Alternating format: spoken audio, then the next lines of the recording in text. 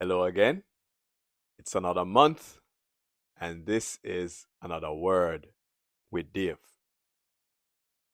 And we're continuing on the story of Asa, but this is a different lesson. And we're now on episode 68. Episode 68. And the title is Seek God Earnestly. Seek God earnestly. Are you seeking God earnestly? Are you seeking God? And the scripture comes to us from 2 Chronicles 15, 8 to 10 and 12 to 16. 2 Chronicles 15, 8 to 10 and 12 to 16. But before we begin, let us pray. Eternal Father and our Lord, we give you thanks for this time again, and we can come to study your word and apply it to our lives. Mighty God, let your will be done and touch someone through these words, dear Father. Continue to walk with us and be with us wherever we go and in all that we do. And help us to seek you earnestly, Lord. Hallelujah. In Jesus' name, amen. Right, so again, seek God earnestly. And the scripture is 2 Chronicles 15, 8 to 10 and 12 to 16. So let's read. When Asa heard these words and the prophecy of Azariah, son of Oded, the prophet, he took courage. He removed the detestable idols from the whole land of Judah and Benjamin, and from the towns he had captured in the hills of Ephraim. He repaired the altar of the Lord that was in front of the portico of the Lord's temple. Then he assembled all Judah and Benjamin, and the people from Ephraim, Manasseh, and Simeon, who had settled among them, for large numbers had come over to him from Israel when they saw that the Lord his God was with him. They assembled at Jerusalem in the 3rd month of the 15th year of Asa's reign. At that time, they sacrificed to the Lord 700 head of cattle and 7,000 sheep and goats from the plunder they had brought back. They entered into a covenant to seek the Lord, the God of their fathers, with all their heart and soul. All who would not seek the Lord, the God of Israel, were put to death, whether small or great, man or woman. They took an oath to the Lord with loud acclamation, with shouting, and with trumpets and horns. All Judah rejoiced about the oath, because they had sworn it wholeheartedly. They sought God eagerly, and he was found by them. So the Lord gave them rest on every side. King Asa also deposed his grandmother Maacah from her position as queen mother, because she had made a repulsive Asherah pole. Asa cut the pole down, broke it up, and burnt it in the Kidron Valley. The word of the Lord. Thanks be to God. Right, so we saw that if we seek God eagerly and earnestly, we will find him. And this text emphasizes the wholeheartedness of the people seeking after God.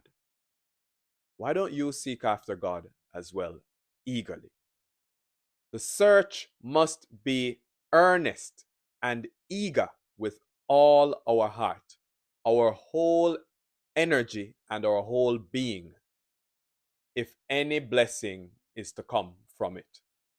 I think a reason why there isn't a lot of blessing coming from even us Christians is because sometimes we are half-heartedly seeking after God. One foot in, one foot out, or a little bit in, a little bit out, or not putting out the effort to seek after God earnestly. Sometimes things pop up. Yes, we have work, we have our family life, but we should still try to fit some time in our lives to seek after God. If you divide a river into two streams, it is going to be weaker than if it was a full hole. So we need to give our full attention in seeking after God and not be divided with the world. Again, I'm not talking about stuff like when you have work and when you have school or you have your family to take care of. That's very different. Talking about things of the world and doing, even watching TV, playing video games, reading a book. Find some time in your schedule to include God. Prayer, read your Bible. A man that only puts half of his energy into his work is destined to fail. Same is true about our belief. We should put our all into what we do. We can't treat our belief in God as a kind of side gig. We have to give him our all. If we only give God, as we say in Jamaica, the what left of our energy, only the very last of the energy we have left for the day, or only for an hour on a Sunday, and we devote the rest of the week to doing all manner of things of the world, it is no wonder why sometimes our belief system feels so weak. And sometimes only a matter of form than something that we really truly believe in for our life. The people sought him with all their heart.